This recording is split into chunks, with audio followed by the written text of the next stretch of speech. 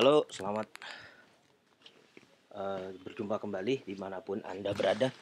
Eh, Hari ini kita eh, berkesempatan untuk menjelaskan sebenarnya masalah kreatif policy.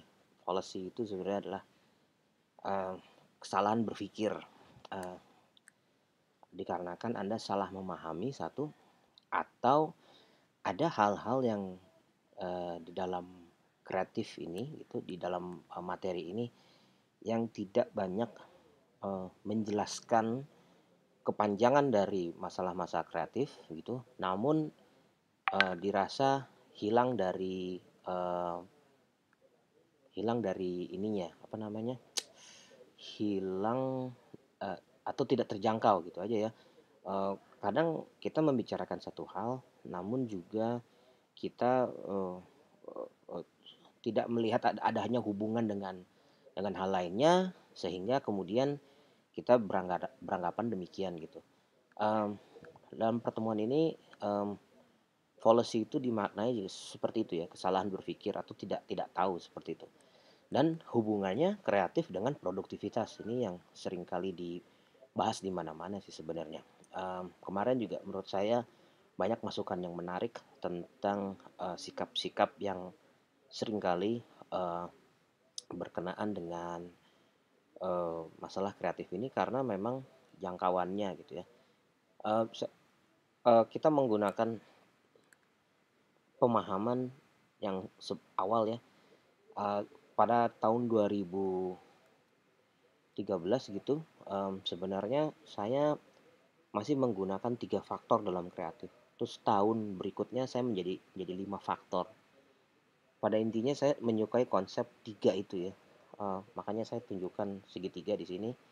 Sebenarnya kreativitas itu menyeimbangi antara ilmu, seni, dan bisnis sebenarnya itu. Tapi kemudian ada teknologi, kemudian ada masyarakat gitu. Dan di sini akan dibahas konsep-konsep yang berhubungan dengan tiga tadi. Ya mungkin juga pada waktu itu uh, apa namanya? Contohnya hanya tiga gitu. Tahun kemarin saya baru menambahkan nomor 4. Jadi thinking with the ingredients dengan contoh-contoh nasi goreng itu. Jadi intinya selalu selalu ada yang baru sih intinya seperti itu. Nah, itu juga menarik menjadi bagian dari pembicaraan ini. Oke, jadi kemarin kita adalah itu ya, give me something only different. Um, Pada intinya adalah metode itu atau pemahaman-pemahaman ini ya tentang perubahan, tentang tentang apa lagi ya, tentang imateri dan materi, eee, apapun yang saya telah sampaikan ini, eee, membentuk suatu, pemahaman secara keseluruhan dan kemudian menghasilkan, eee luaran-luaran, artinya memberikan output yang agak berbeda-beda di setiap orang yang mendengarkannya. Kita mulai dengan konsep skill, knowledge, and drive ini dulu ya. Jadi ini bermula dari para petani di Amerika. Eh, Petani di Amerika ini sangat menarik. Mereka adalah orang-orang yang menaruh keseimbangan antara semua hal menurut saya. Mereka bertani itu berkarya, kemudian kan mereka menemukan banyak inovasi juga dalam menanam tani dalam jumlah yang sangat besar. Para petani ini adalah orang-orang yang sangat sederhana, namun kalian tahu bahwa orang-orang tani itu sangat mencukupi gitu ya. Dan mereka tidak pernah kehabisan. Mereka menjalankan hidup yang penuh makna gitu ya, dan bahkan di Amerika pernah dikatakan tulang punggung Amerika itu petani gitu. Menarik, negara yang besar masih melihat bahwa akar rumputnya itu berasal dari orang-orang yang kecil seperti mereka. Yang sebenarnya orang Indonesia juga harus bisa mencontoh, apalagi kita katanya negara agrikultur dan sebagainya gitu ya. Mungkin juga ada hal lain seperti kemaritiman, nelayan, ini sebenarnya juga sama gitu ya. Pada intinya adalah orang-orang ini mampu menerapkan tiga hal ini ya. Nah, sebenarnya dengan menyampaikan itu keseluruhan ini biasanya eh, kita kadang-kadang lupa dengan masalah bagaimana bagaimana menjadi utuh, menjadi menyeluruh gitu. Makanya saya katakan bahwa policy itu biasanya adalah sesuatu yang tidak terjangkau karena tidak tahu, karena tidak terbahas, padahal ada hubungannya, sehingga pemahaman ini jadi keliru.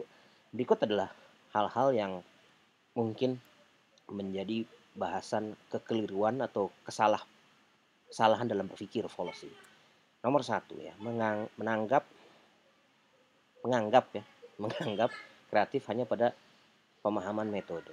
Nah ini eh, pemahaman dari skill and knowledge itu seperti ini. Jadi kita kadang-kadang kreatif itu cuma pada di knowledge. Ya, padahal ada di skill, ada di drive. Dan di drive ini mungkin adalah sesuatu yang menurut saya uh, kurang di apa ya, diterapkan di kuliah-kuliah saya sebelumnya, dan apalagi dengan kondisi kita sekarang masih beredarnya COVID dengan WFH, ini skill ini jarang jarang diterapkan. Kadang-kadang juga kita lupa skillnya apa. Anda harus tahu bahwa creative thinking itu sebenarnya untuk mendukung Anda untuk uh, uh, konsentrasi periklanan sebenarnya. Jadi um, periklanan ini perlu skill, dan nanti balik lagi ke masalah struktur gitu. Jadi kadang-kadang kita juga lupa mempraktekkan ini. Apa sih sebenarnya praktek? Praktek itu adalah hal-hal yang nyata, yang uh, berguna dalam kehidupan kita sehari-hari. Nah, ya itu dia ya.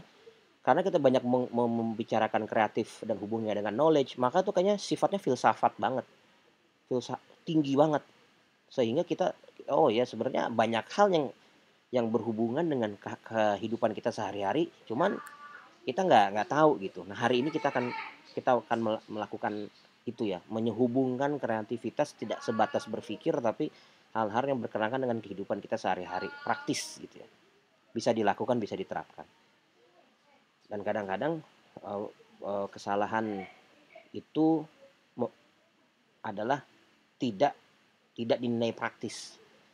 Pengetahuan atau kreatif tidak dinilai praktis seperti itu ya. Dan kita juga tidak membicarakan masalah itu ya, hasrat, emosi, cara pandang, motivasi, minat, itu juga coba bisa membicarakan itu. Artinya apa coba? Kita nggak punya sikap. Nah itu tuh ya. Jadi sikap kita harus bagaimana gitu. Nah ini menarik sih. Nanti kita akan bicarakan dalam uh, uh, kuliah ini gitu ya. Oke, pada intinya kreatif itu adalah memperdaya, bukan memberdayakan, uh, memberdayakan kita. Jadi kita mampu, kita punya kekuatan untuk menyelesaikan, untuk melaksanakan tugas sehari-hari. Ini paling penting. Um, Apalagi di era sekarang ya, bahwa kita ini adalah produsen, kita adalah konsumen dan juga produsen. Makanya banyak orang yang kerja di rumah aja gitu ya. Uh, Sudah beberapa tahun ini gitu, udah 10 tahun lamanya mungkin ya, orang menjadi konten kreator di YouTube, mereka bisa melakukan personal branding, endorsement dan sebagainya. Ini adalah hal-hal yang sebenarnya berkenaan dengan kreatif. Makanya uh, bukan tahun ini, maksudnya beberapa tahun terakhir gitu ya, sebelum revolusi industri ini, kita selalu dihubungkan dengan ekonomi kreatif katanya. Jadi kemampuan kita untuk melakukan semua hal, semuanya rata, nggak ada yang tinggi, nggak ada yang besar. Orang diberikan kesempatan yang sama gitu. Itu yang menurut saya paling penting untuk dilaksanakan. Nah ini nanti silakan baca sendiri ya, maksudnya apa, nanti akan saya berikan dalam bentuk bahan. Jadi intinya adalah struktur, kreatif, dan sikap ini, struktur dan sikap yang jarang dibicarakan gitu ya. Ini penting nih, apa yang saya tidak suka dan tidak suka, eee interaksi dengan orang, ini penting banget nih, interaksi dengan orang nih. Jadi kita selama ini selalu membicarakan kreatif, itu desain, berpikir, tapi kita lupa dengan masalah, eee eee, hal kepraktisan ya, teknik itu penting tuh, dan ini memerlukan latihan sih. Ini penting banget ini. Oke, jadi silahkan aja. Oke, ini yang nomor satu ya, bahwa kadang-kadang, kita melihat bahwa, apa namanya, eee eee ya kreatif itu harus seperti ini. Menurut saya kreatif itu di mana-mana terjadi gitu. Dan sebenarnya nggak ada yang salah, nggak ada yang nggak ada yang salah atau betul atau benar atau tidak benar gitu ya. Itu silahkan diinterpretasikan masing-masing. Silahkan Anda memiliki saya memiliki kepercayaan untuk silahkan Anda berkeyakinan masing-masing. Pada intinya adalah masing-masing itu adalah cara-cara individu dan secara kolektif, tapi sebenarnya diserahkan ke masing-masing orang gitu. Dan memahami masing-masing orang inilah yang menurut saya kalau orang disebutnya local content gitu ya. Eh, kita emang harus punya individualitas gitu. Apapun itu pada intinya jangan yang itu-itu aja sih gitu. Orang ke sana semua ikut ke sana gitu. Ya memang ini agak susah gitu. Uh, Trendingnya ke sana, ya kita juga pengennya ke sana gitu. Uh, kita harus langkah lebih maju gitu. Dengan apa? Ini yang menurut saya uh, hal-hal baru itu intinya satu, jangan jangan itu aja. Itu aja dulu deh. Masalah nanti dengan uh, yang lainnya gitu ya. Itu nanti akan datang kemudian gitu. Nah ini juga orang merasa bahwa kreatif itu uh, tertata rapi, nggak juga gitu. Yang saya katakan kan itu kan tergantung masing-masing orang gitu. Pada dasarnya kreatif itu juga banyak yang berantakan, banyak yang melakukan kesalahan gitu. Itu yang nomor satu ya. Jadi kita jarang membicarakan uh, skill atau sikap gitu ya. Ini akan memberikan gambaran sebenarnya tentang hubungan kreatif dengan kedua itu. Nah ini um, lapisan-lapisannya ini nih yang nanti harus kamu pahami sih ya. Kita ngomongin kreatif itu di tengah struktur itu ya akar rumput kalian, nanti hasilnya adalah sikap, intinya seperti itu sih. Kadang-kadang kita ngomongin kreatif tapi tidak berwujud apa-apa, ini menarik gitu. Oke, nomor dua, um, ya karena kreativitas selalu dihubungkan dengan pemikiran, uh, ya jadi Anda menggunakan otak gitu, dan semuanya adalah hal-hal yang harus yang logis, yang relevan gitu. Ternyata enggak juga gitu. Sebenarnya yang saya katakan ya, Anda terlalu fokus pada kreatif itu sehingga kadang-kadang terlalu fokus ke dalam situ, kita jadi lupa gitu. Ini juga silakan Anda baca sendiri ya. Kreatif itu bisa komunikatif, bisa direktif, dan terakhir masalah etikal gitu ya. Nah ini juga etika itu bukan masalah salah ya itu ya, bukan salah atau eh, benar, masa salah atau betul, tidak benar atau tidak benar, tapi intinya pada tempatnya gitu. Adil ya, adil itu adalah Anda mampu menempatkan itu sesuai pada tempatnya. Nah kuncinya itu selalu seimbang ya. Ini uh, kadang-kadang kita harus harus merasa menanggapi, intinya begitu ya. Karena saya tadi mengatakan kamu harus misalkan menerapkan hal-hal baru dan kamu kemudian berbaur dengan kalian sendiri. Nah, ini sebenarnya balik lagi ke masalah individualisme gitu. Kalau kalian nonton kenapa sutradara film Parasit itu sukses, dia mengatakan bahwa yang paling kreatif itu yang paling personal gitu. Jadi sebenarnya fokus fokus saja kepada diri kamu sendirilah, intinya seperti itu sih. Um, Kadang-kadang prioritas kamu itu kesana kemari gitu. Terus kalau misalkan ditanya, loh Pak saya juga harus ngurus keluarga, saya harus ngurusin sebagainya, ya itu kan harus seimbang aja. Artinya Anda punya waktu, punya jadwal, harus punya waktu, harus punya jadwal. Jadi menurut saya adalah um, kemampuan keluasan, adaptasi, uh, apa disebutnya ya, uh, kamu harus bisa cepat menyesuaikan, itu yang paling penting sih. Seimbang itu adalah itu. Kamu harus cepat dalam menaruh segala hal gitu. Nah, itu harus di ini ya, harus dilatih sih sebenarnya. Ini dan selanjutnya. Nah, ini ya. karena kamu harus menanggapi semua hal, kamu harus dan sebagainya, kamu kadang-kadang suka lupa nih.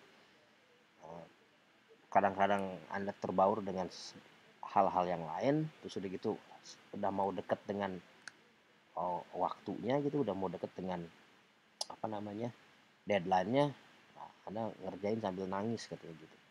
Kenapa? Ya karena itu, karena Anda suka salah menaruh prioritas. Prioritasnya apa sih? Prioritasnya harus selesai sih, itu aja sih.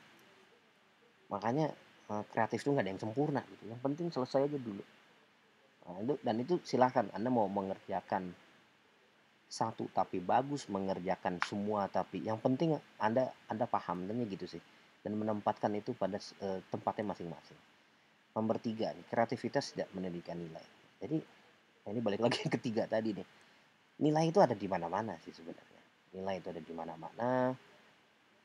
Tugas kalian tuh adalah sebenarnya mencari nilai-nilai itu gitu. Ini salah satu contohnya ya dalam kebudayaan Jawa itu ada katanya tontonan, tuntunan, tatanan gitu. Jadi cerita ataupun apapun yang disampaikan oleh orang itu sebenarnya ada maksud gitu. Dan bahkan sesuatu yang tidak diperuntukkan untuk menyampaikan maksud itu pun ada maksudnya gitu. Nah ini penting nih. Kadang-kadang nih kita itu tadi tuh merasa bahwa oh, itu nggak mungkin ada maksudnya, itu kan terjadi begitu aja. Enggak, itu kreatif itu sebenarnya adalah mencari, menyerap suatu nilai-nilai yang sebenarnya orang lain merasa bahwa itu terjadi begitu aja. Sebenarnya itu ada maksudnya. Ini contohnya ya, Anda tiap hari terlambat gitu ya, terlambat kesiangan. Mohon maaf nih, saya tidak menyindir kalian yang suka terlambat. Itu kan suatu tanda bahwa sebenarnya kalian harus cepat-cepat berubah sih. Itu yang menurut saya harus dilakukan. Dan ini sangat sering terjadi oleh kalian sih. Jadi merasa kalian oh ya nggak ada hubungannya itu. Dan menurut saya kamu harus mulai bertanya kenapa seperti itu ya, kenapa kok polanya nggak bisa diganti dan sebagainya. Itu yang kamu harus cari tahu seperti itu ya. Kreatif itu dan kemudian kalian mengolah nilai-nilai yang nggak kelihatan ini menjadi sesuatu yang sifatnya apa namanya berguna buat kamu dan orang lain. Kadang-kadang contohnya di iklan itu ya, iklan itu kayaknya bicara masalah nilai terus, tapi praktikalitasnya nggak ada, gitu ya. Itu sering banget tuh. Oh kayak keren apa? Tapi sebenarnya oh ditanya-tanya, iya sebenarnya gunanya buat apa gitu? Apa yang bisa masyarakat rasakan nilai manfaatnya gitu? Itu yang menurut saya uh, mena, uh, ya menarik dan sekaligus Anda harus pahami karena uh, kita kadang-kadang itu uh, merasa bahwa oh ya itu kan cuman kerja, nah, itu tuh dan kemudian apa namanya oh kreativitas itu kan cuman akal-akalan aja ya. Menurut saya sih ya itu boleh-boleh aja, tapi menurut saya seiring dengan waktu pasti ya diperlukan perubahan sikap sih, intinya seperti itu. Nah ini sih perubahan sikap itu menurut saya ini penting. Tadi yang terakhir nih, kreativitas tanpa sikap.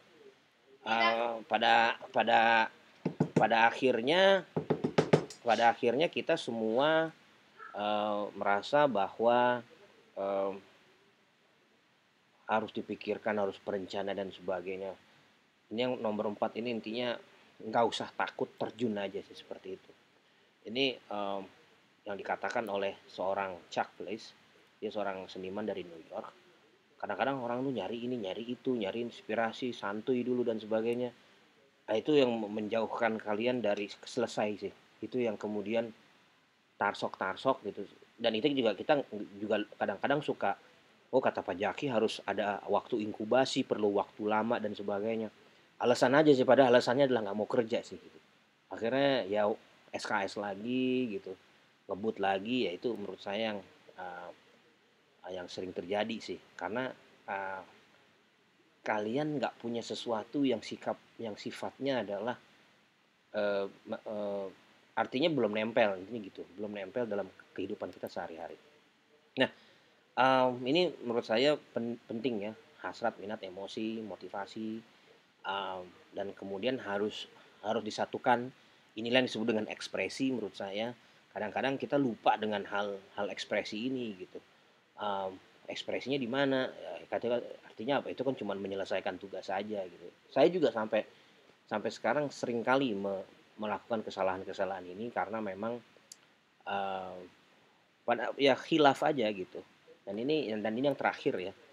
Uh, uh, Nanti ini yang terakhir kreativitas adalah konklusi.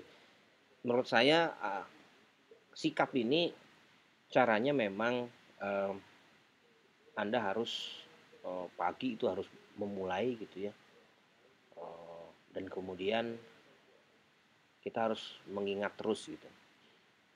Ini sharing aja nih. Jadi saya itu sejak 3 tahun yang lalu membeli aplikasi namanya time timer.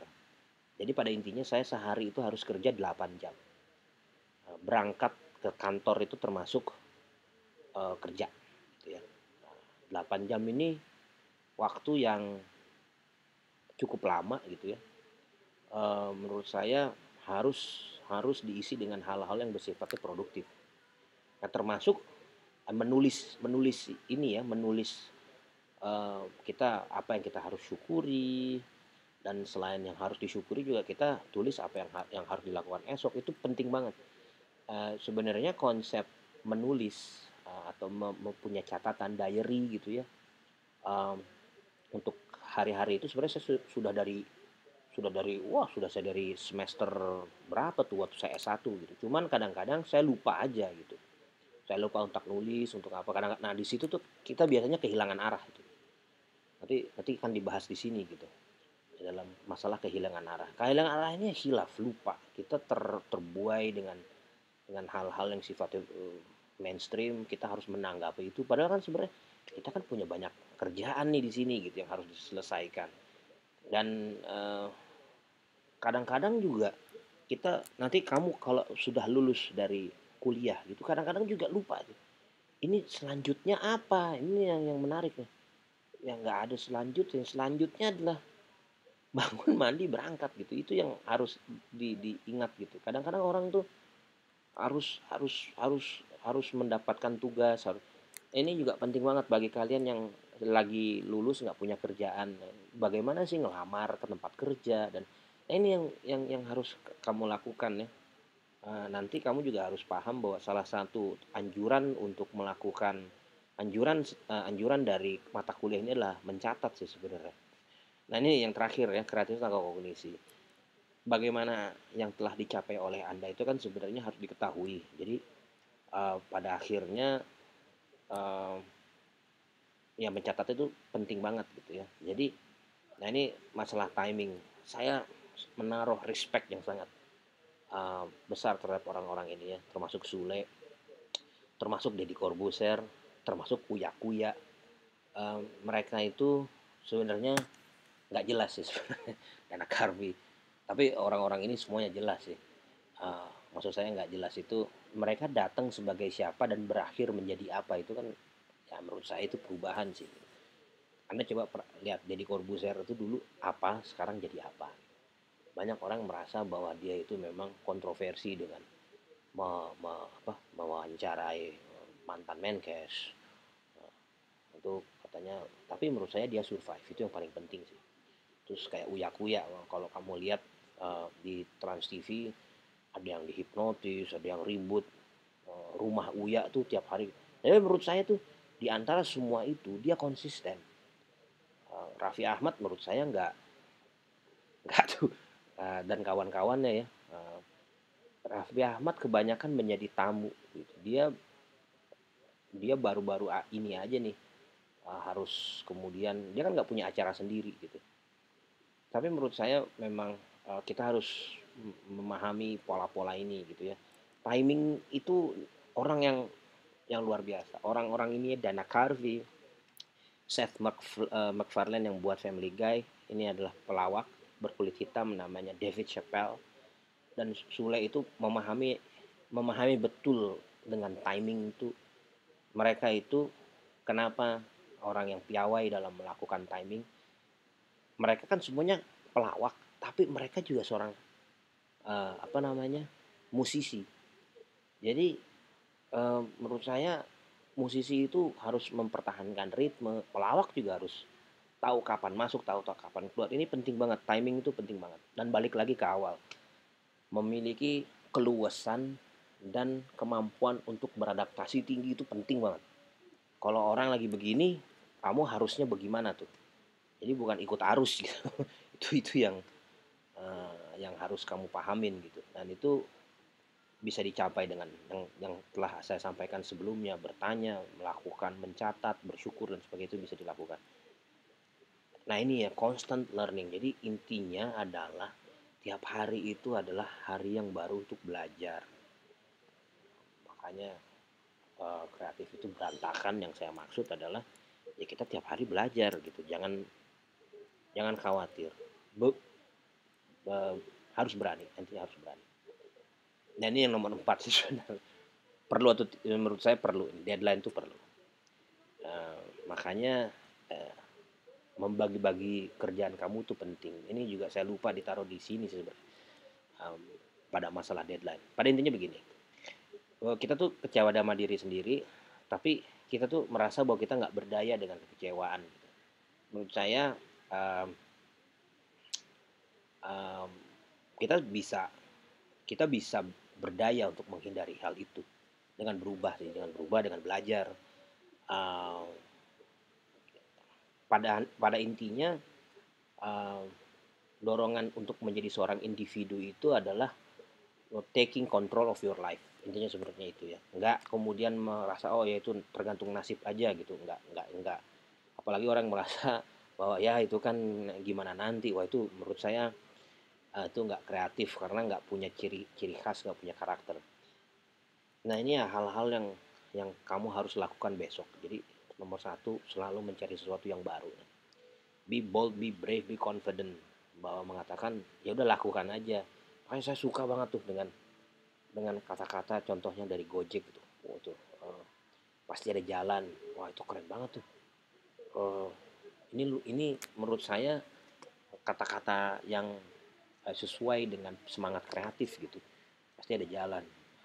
Itu pasti di copywriternya orang-orang iklan, orang tua sih sebenarnya tuh. Terus kemudian di Tokopedia itu eh, iklannya ya, saudara-saudara itu ternyata adalah konsep bagaimana kamu kalau berpikir ya memang kamu harus bisa mewujudkan itu gitu. Ternyata itu adalah salah satu itu datang dari teks naskah pidatonya Bung Karno. Jadi luar biasa banget tuh. It'll be okay gitu ya. Jadi yang kamu harus harus berani, ini juga catatan buat kalian-kalian yang di minggu kemarin banyak sekali ketakutan, kekhawatiran. Menurut saya eh, dengan saya mengatakan kamu harus punya karakter, individualitas, dan itu Anda diberikan kepercayaan dan saya yakin Anda bisa melakukan itu penting banget tuh gitu. Uh, berekspresi dengan gayamu sendiri itu penting tuh. Seperti itu penting. Karena kita yang nomor tiga, karena kita harus belajar. Menurut saya prioritasnya adalah kamu belajar dulu. Terus, nah boleh tuh yang lain biarkan aja ke nasib gitu. Bahwa bahkan ada suatu istilah katanya always prepare for your best but always expect the worst. Wah itu saya sering banget tuh. Lakukan yang terbaik tapi harapkan yang terburuk. Wah itu keren banget tuh menurut saya tuh. Eh, kadang-kadang kita nggak ngarep terus nggak kerja itu parah sih menurut saya sih. Jadi lebih baik bekerja sebisanya, berharap yang buruk, emang seperti itu. Orang Indonesia tuh selalu bekerja yang terbaik pasti mendapatkan yang terbaik. Wah itu yang nggak kreatif, itu pernyataan yang nggak kreatif. Nomor 4 ya, ini penting nih. Jadi apapun itu harus ditanya, harus diragukan, dan kemudian silahkan Anda berbicara, ngobrol. Ini penting nih. Makanya jangan pernah mempertanyakan tapi nggak pernah mencari solusinya. Ini harusnya gimana ya? Dan Anda kayaknya akan mendapatkan jawaban yang berbeda-beda. Itu bagus. Dengan demikian kamu harus menyimpulkan. Ini yang nomor 5 nih. Sebenarnya yang ingin saya sampaikan adalah selalu mencatat. Dengan mencatat, ya ini nanti kamu punya deadline gitu. Yang harus kamu lakukan adalah membagi tugas kamu dalam uh, ini yang kecil-kecil ya, porsi yang kecil-kecil. Kamu dikasih um, tugas untuk melakukan A. Nah, sebenarnya A itu bisa dibagi-bagi dalam beberapa bagian. Nah, ini yang harus kamu lakukan sih. Nggak mungkin semuanya dilakukan dalam sehari sih, intinya seperti itu sih. Makanya kamu harus mempunyai jadwal. Terus enaknya lagi kalau kamu punya buku gitu ya, dan kamu telah menulis apapun yang telah kamu alami, kamu bisa ngeliat tuh sebenarnya apa sih yang kamu tulis dan sebagainya. Dan kamu akan, you'll be amazed. Bener deh. Saya pernah mendengar suatu kuliah ya dari seorang profesor. Saya bilang, wah keren banget nih. Sampai itu kuliah ini saya dapatkan di bulan tahun lalu ya. Bulan tahun lalu itu sekitar bulan, saya lupa ya. Kalau nggak November, November September gitu. Itu terngiang-ngiang sampai sekarang. Akhirnya saya ambil buku saya yang lama. Ternyata saya itu telah menemukan konsepnya dia sebenarnya. Tapi lupa. Karena kenapa? Karena nggak klop dengan waktu aja. Ternyata saya telah berpikir untuk ke sana, hanya saja memang harus dilengkapin sih, gitu. Tapi menurut saya, loh, saya ternyata dulu pernah berpikir kayak begini, tapi kok kenapa nggak pernah mau melanjutkan, nggak pernah mau melengkapi, menyempurnakan. Nah, ini menurut saya penting sekali nih, gitu ya. Nah, apalagi dengan chunking itu adalah yang tadi saya katakan, membagi tugas-tugas besar dalam hal-hal yang kecil tuh. Ini penting dan itu harus dimasukin ke dalam jadwal gitu. Menurut saya eh, apapun itu eh, kita harus menemukan hal-hal yang sifatnya praktis sih, intinya gitu ya. Hal-hal yang sifatnya kita bisa lakukan ini dan kita harus bisa mengimplementasikan, kita harus memulai. Nah, itu tuh yang paling penting tuh. Pada awalnya memang agak susah sih gimana, contohnya nomor nomor 5 nih. Oke, apakah saya harus beli buku kan pertanyaannya itu kan. Buku ternyata mahal gitu. Sudah gitu saya nggak punya pulpen. Nah, itu tuh yang menurut saya menjadi hal-hal yang berat gitu. Sekarang mau conversation, boro-boro mau ngobrol gitu. Kayaknya semuanya agak pulsa aja susah, mau ketemu orang aja susah karena Covid gitu. Ya menurut saya semuanya itu akan susah kalau kita pikir itu susah. Menurut saya kita harus berani lakukan, kalau dalam bahasanya itu just do it. Nah, itu, oh, itu luar biasa banget tuh. Saya kira uh, banyak hal yang akan bermanfaat buat kita selanjutnya, khususnya dalam dunia apa ya, periklanan sih. Mungkin itu aja yang bisa saya sampaikan sekarang. Uh, saya sudah melampaui 3 menit, seharusnya 3,5 jam udah selesai. Nanti akan saya ada tugas dan itu akan menggantikan absensi kalian ya. Silakan jawab itu. Terima kasih. Assalamualaikum warahmatullahi wabarakatuh.